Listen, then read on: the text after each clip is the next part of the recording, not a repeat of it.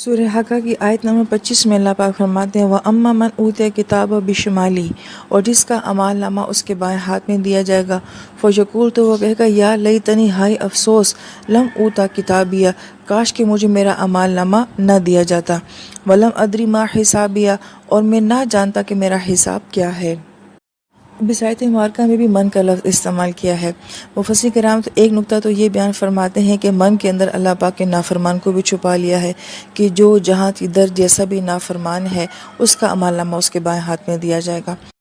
پھر اہل علم یہ بات بیان فرماتے ہیں کہ ایسی آیات جو حشر کے بارے میں بیان کی جاتی ہیں، آخرت کے بارے میں بیان کی جاتی ہیں، وہ گویا کہ ایک امیجینیشن ہوتی ہیں، ایک تخیل ہوتا ہے، ایک منظر ہوتا ہے جس سے کہ انسان سوچ سکتا ہے۔ اب دیکھیں پچھلی آیت مبارکہ میں کتنا خوبصورت منظر بیان کیا گیا تھا کہ انسان اپنے اعمال سے ملاقات کرے گا۔ تو جب آپ کسی سے ملاقات کرتے ہیں تو آپ مصافحہ بھی کرتے ہیں، کسی کو گلے بھی لگا لیتے ہیں، کسی کو چوم بھی لیتے ہیں، کسی کی ملاقات آپ کو خوش کر دیتی ہے۔ اور بعض اوقات ایسا بھی ہوتا ہے کہ آپ جب کسی سے ملتے ہیں تو آپ کا چہرہ کسی اور طرف ہوتا ہے، ہاتھ آپ کے کسی اور طرف ہوتے ہیں، تو گویا کہ آپ نظریں بھی ملانا جو ہے وہ پسند نہیں کرتے ہیں۔ یہ ملاقات کے جو ہے مختلف تصورات ہیں۔ اب آیت مبارکہ یہ کہتی ہے کہ نیک انسان اپنے نیک اعمال سے ملاقات کرے گا، اور جب نافرمان انسان ہوگا تو لفظ اوتیا استعمال کیا گیا ہے اور یہ مجہول کا صیغہ ہے۔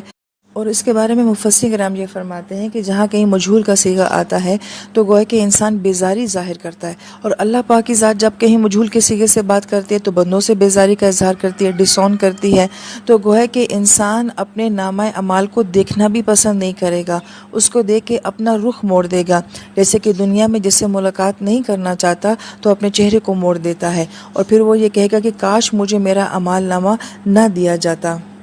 اہل علم یہ فرماتے ہیں کہ وہی اعمال جو آج ہم بڑے شوق کے ساتھ کرتے ہیں، بڑے اہتمام کے ساتھ کرتے ہیں، ایون وہ عمل بڑے خوبصورت بنا کے کرتے ہیں، کل قیامت میں کہیں ہمارے سامنے اتنے بدصورت بن کر نہ آ جائیں کہ انسان خود اپنے عمل سے بیزار ہو اور وہ خود بھی اس کو دیکھنا نہ چاہے۔ لہٰذا ایسی آیات جو ہوتی ہیں وہ انسان کو ایک تخیل کی دنیا میں لے جاتی ہیں۔ اور پھر آیت مبارکہ کیا کہہ رہی ہے کہ وَلَمْ أَدْرِ مَا حِسَابِیَہ، میں جاننا ہی نہیں چاہتا کہ میرا حساب کیسا ہوگا، میں اپنے عمل کا انجام جاننا ہی نہیں چاہتا۔ اس کی مثال آپ یہ دیکھ لیں کہ جس بچے نے محنت کی ہوتی ہے اس کو رزلٹ کا انتظار ہوتا ہے، اور جس کو پتہ ہوتا ہے کہ میں نے کچھ نہیں کیا وہ کہتا ہے کہ رزلٹ آئے ہی نہ، پھر وہ کہے گا یا لیتہا کانت القاضیہ، کاش کہ موت آج میرا فیصلہ کر دے۔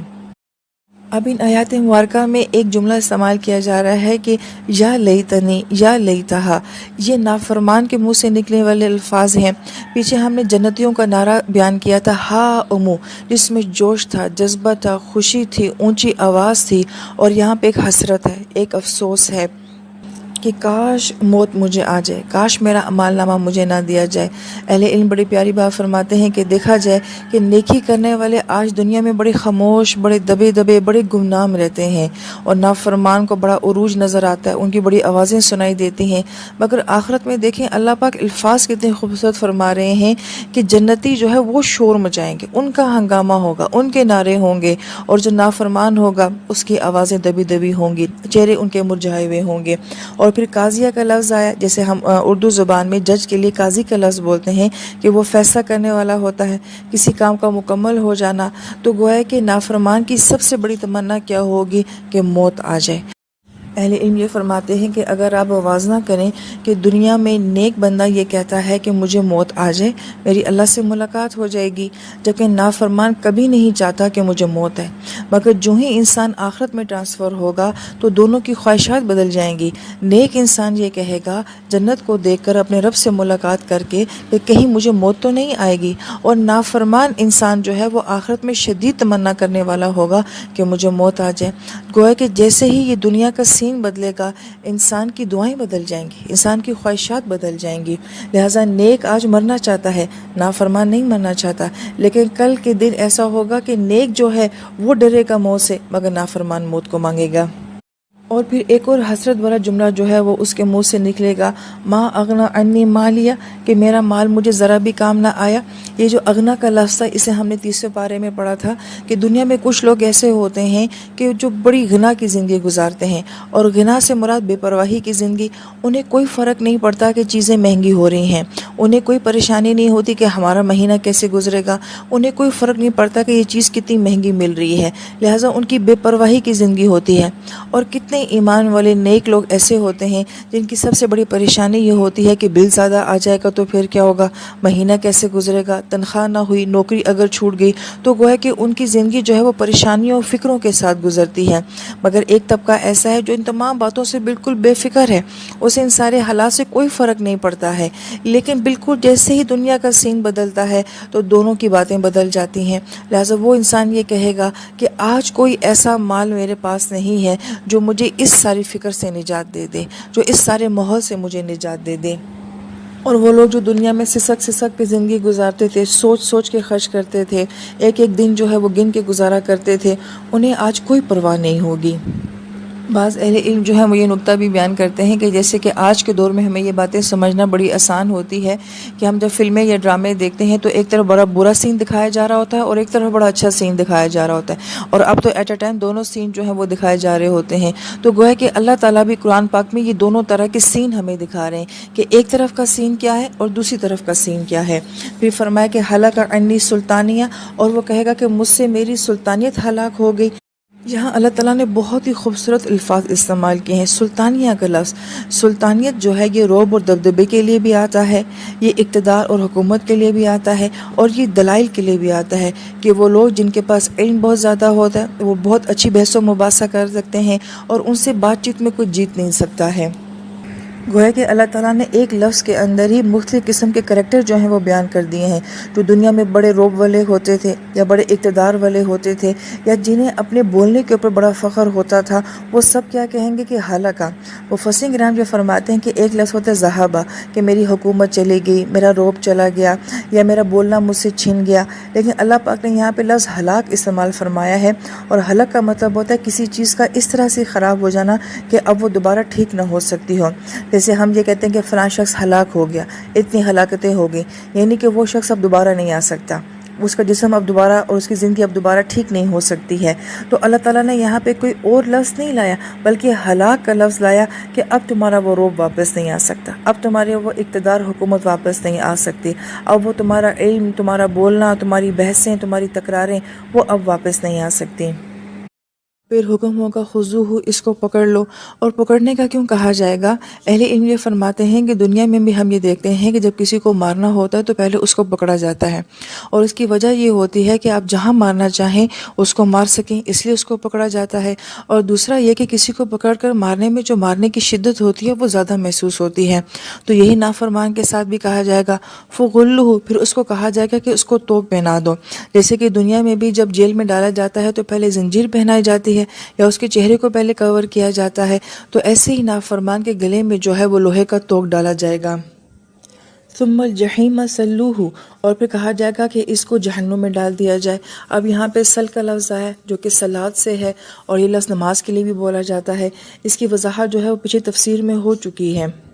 صلاۃ کو بھی صلاۃ اس لیے کہا جاتا ہے کہ اس میں انسان جو ہے وہ اللہ تعالیٰ کی محبت اور اس کی عشق کی گرمی کو محسوس کرتا ہے، اور نافرمان کے لیے جہنم کے لیے سلو کا لفظ آیا ہے کہ وہاں پہ آگ کی تپش اور اس کی گرمی کو محسوس کرے گا۔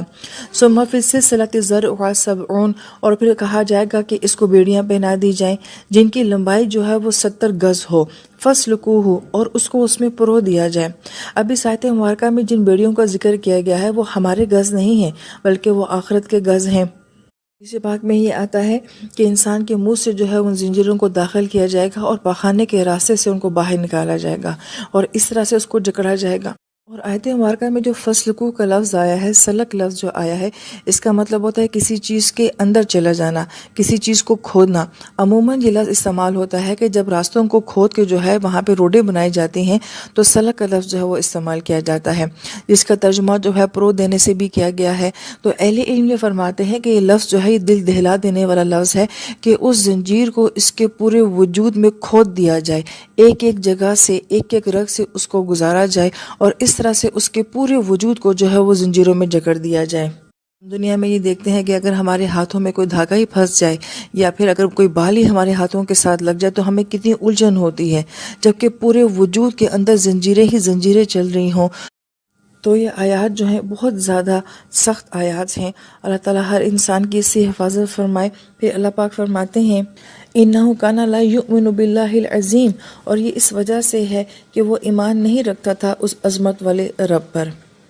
پیچھے پوری جنت کا جو ڈراپ سین تھا وہ کیا بیان کیا گیا تھا کہ وہ گمان کرتا تھا کہ میں نے اپنے اللہ سے ملاقات کرنا ہے، اور یہاں پہ یہ کہا جا رہا ہے کہ وہ اللہ کی ذات کے اوپر ایمان نہیں لاتا تھا۔ ایک بڑا خوبصورت جو اہل علم نقطہ بیان فرماتے ہیں وہ یہ کہ جنت میں جانے کے لیے اللہ تعالیٰ نے زن کے لیول کا ایمان بھی قبول کر لیا تھا کہ تھوڑا سا بھی ہو لیکن اللہ پاک اس کا انجام اچھا کر دیں گے، اور یہاں پہ کہا جا رہا ہے کہ نافرمان کو اس حد تک پہنچانے کے لیے اللہ تعالیٰ ایمان کا تذکرہ کریں کہ جب اس نے بہت زیادہ حد تک اپنے رب کو ٹھکرایا، نہیں قبول کیا، ایمان کے لیول تک کی بات کی اللہ پاک نے، پھر اللہ پاک نے اس کو جہنم میں ڈالا۔ حالانکہ ترتیب تو یہ بھی ہو سکتی تھی نا کہ جو شخص ذرا سا بھی گمان کرتا کہ اللہ تعالیٰ کی ذات نہیں ہے تو بس اس کو پکڑ لیا جاتا، مگر نہیں، اللہ پاک نے یہاں پہ سزا دینی تھی تو اللہ تعالیٰ نے کتنی آسانی کا معاملہ کیا کہ ایمان کی بات کی، کہ جب ایمان کی حد تک اس نے انکار کیا تب اللہ پاک نے اس کو سزا دی، اور جنت اللہ پاک نے گمان پہ بھی دے دی ہے۔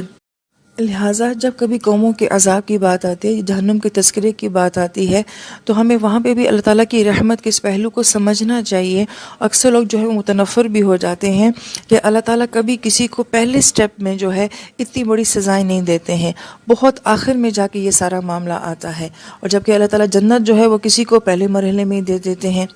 تو اللہ تعالیٰ کی ذات کے بارے میں ہمارے گمان بہت اچھے ہونے چاہیے اور ہمارا حسن ظن ہونا چاہیے۔ آمین یا رب العالمین۔